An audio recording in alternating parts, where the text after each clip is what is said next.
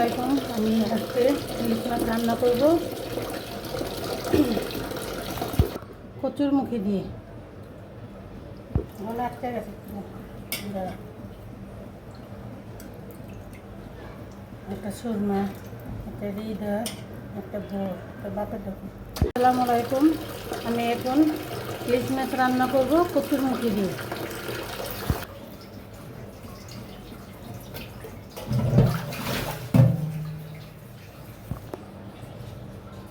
আমি একটু হলুদ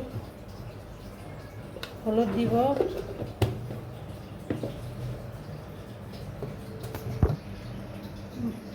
লবণ,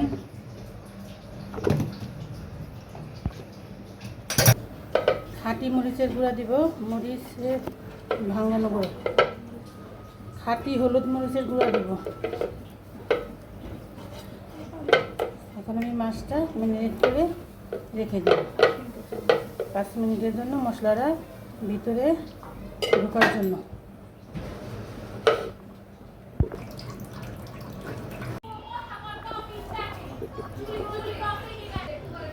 আমি পেঁপেটি সিদ্ধ করে নিলাম, বললাম না কচুরমুখী দিয়ে পাকাবো, কচুরমুখীটি নষ্ট হয়ে গেছে। এখন পেঁপে দিয়ে আমি ইলিশ মাছটা রান্না করব।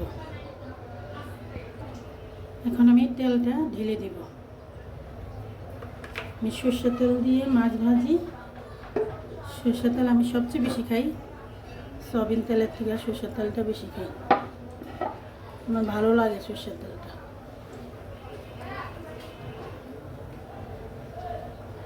বিসমিল্লাহ।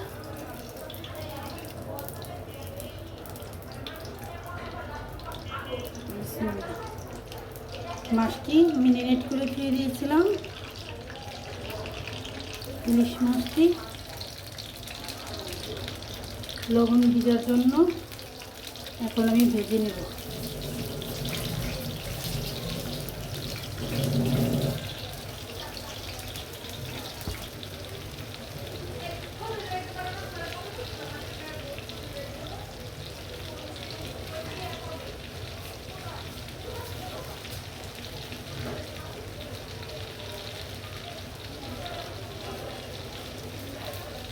মাছটি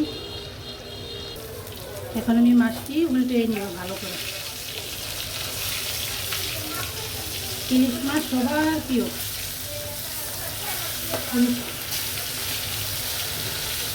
ইলিশ মাছ খেতেও ভালো লাগে। মাছটি উল্টিয়ে দিতেছি।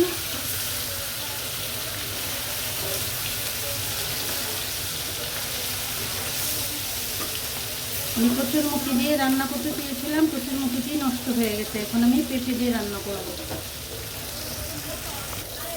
আমার মাছটি ভাজা হয়ে গেছে, আমি এখন রান্না দেখাবো। চলেন রান্না করতে চলে যাই।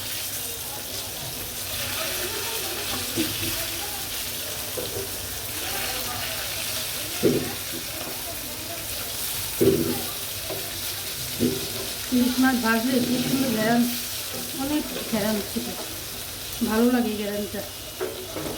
আগে মায়ের মাছ ভাজতো, ঘেরানে পেট ভরে যেত। আমি এখন পেঁয়াজ দিয়ে দেব।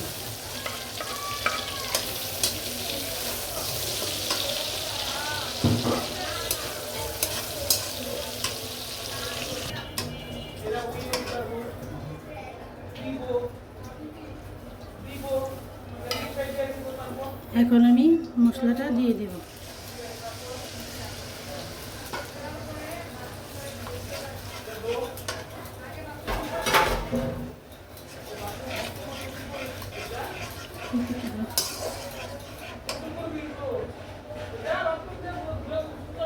মশলার সাথে পেঁপেটি আমি কষিয়ে নিব, পেঁপেটি সিদ্ধ হয়ে যাবে, ভালো লাগবে।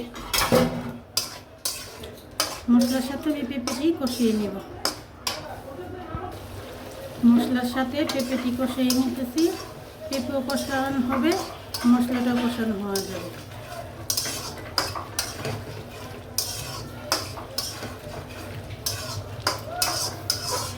পেঁপে ঠান্ডা তরকারি খাইলে পেট ভালো থাকে।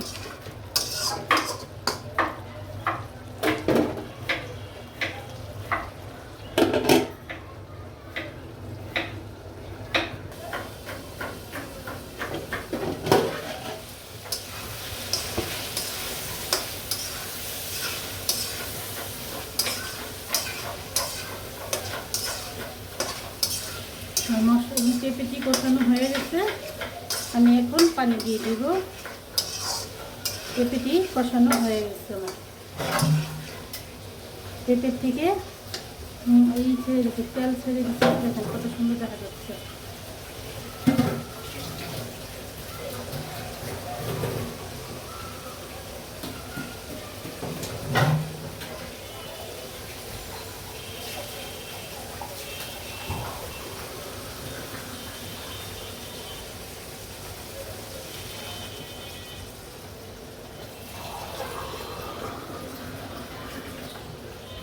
আমি পানি দিয়ে দিব।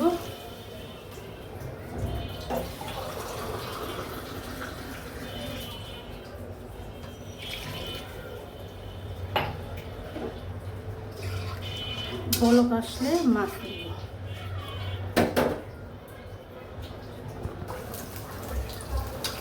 আমি এখন মাছ দিয়ে দিব।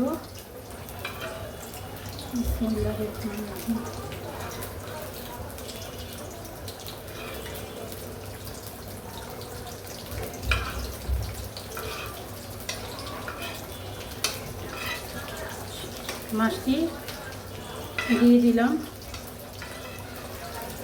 মাছটি একটু ভিতরে জ্বালবো, তারপর দেখাচ্ছি আপনাদের। এভাবে রান্না করে খাবেন, ভালো লাগবে। পেঁপে তরকারি, ঠান্ডা তরকারি ভালো লাগবে, জ্বালবে।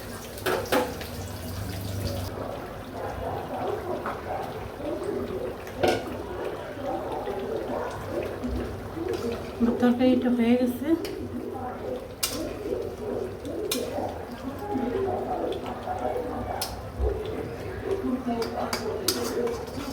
তরকারি রান্না হয়ে গেছে, দেখেন কালারটা কত সুন্দর আসছে।